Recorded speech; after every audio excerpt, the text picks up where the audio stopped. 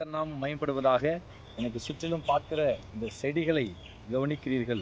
இதுதான் எள்ளு செடி என்று சொல்லப்பட்ட செடி.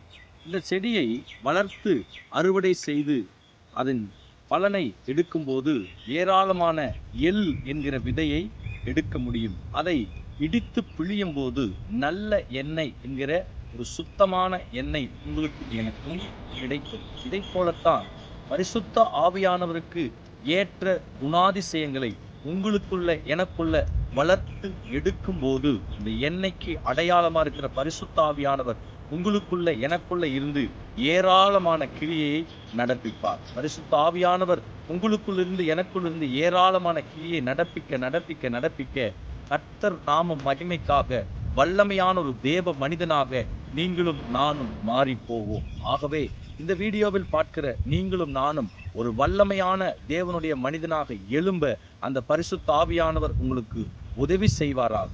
ஆமென்.